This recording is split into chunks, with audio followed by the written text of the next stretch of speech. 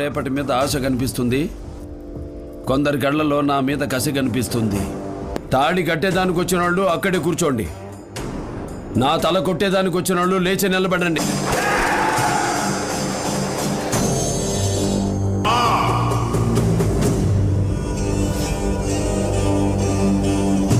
నేను దించిన నా మందిని చూసి నీకు భయమా?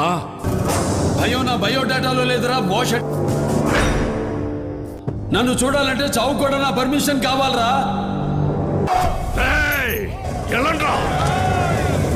రేయ్!